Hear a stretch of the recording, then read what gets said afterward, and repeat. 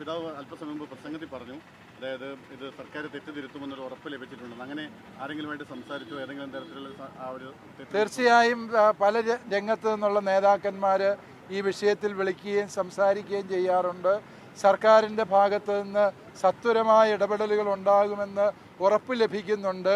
ഇന്ന് ജാമ്യം കിട്ടും എന്നടക്കം പറഞ്ഞവരുണ്ട്.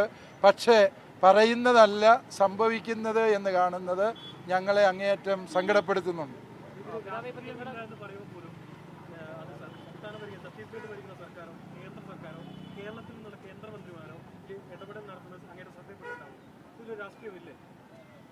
ഇതിൽ രാഷ്ട്രീയം കാണുന്നവരുണ്ടാകാം. ഞങ്ങൾക്ക് ഇതൊരു രാഷ്ട്രീയ വിഷയമായിട്ടല്ല ഞങ്ങൾ കാണുന്നത്. മറിച്ച് ഈ രാജ്യത്തിൻ്റെ മതേതരത്വവും ജനാധിപത്യ മൂല്യങ്ങളും സംരക്ഷിക്കപ്പെടാൻ വേണ്ടി എല്ലാ പൊതുസമൂഹവും ഒരു മനസ്സോടെ ഇറങ്ങി ഒരുമിച്ച് മുന്നേറേണ്ട ഒരു സമയവും സന്ദർഭവുമായിട്ടാണ് ഞാനിതിനെ കാണുന്നത്. NIA കോടതിയിൽ നിന്ന് ജാമ്യം കിട്ടാനുള്ള നിലപാട് മജിസ്ട്രേറ്റ് കോടതി സ്വീകരിക്കാനുള്ള കാരണം ഞാൻ മനസ്സിലാക്കുന്നിടത്തോളം മനുഷ്യക്കടത്ത് എന്നുള്ള വ്യാജമായ ആരോപണം FIRൽ എഴുതി ചേർത്തു എന്നുള്ളതാണ്.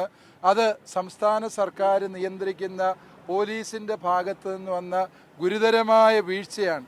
കാരണം ഇപ്രകാരം സഞ്ചാര സ്വാതന്ത്ര്യമുള്ള 18 വയസ്സിന് മുകളിൽ പ്രായമുള്ള രാജ്യത്തെ പൗരന്മാർ സഞ്ചരിക്കുന്നത് അത് മനുഷ്യക്കടത്താണ് എന്ന് പറഞ്ഞ് FIR ഇടുകയും മനുഷ്യക്കടത്തിന് ഇവിടെ ജാമ്യമില്ല എന്ന് പറയുകയും ചെയ്യേണ്ടി വന്നത് അങ്ങേയറ്റം അപലപനീയവും അങ്ങേയറ്റവും മനുഷ്യത്വരഹിതവുമായ പ്രവൃത്തിയാണ്. 2 വൃദ്ധരായ സന്യസ്തരെ ഇപ്രകാരം ഈ രീതിയിൽ പീഡിപ്പിക്കുന്ന രീതിയിലേക്ക് കാര്യങ്ങൾ കൊണ്ടുപോകുന്നത് അങ്ങേയറ്റം അപലപനീയമാണ്.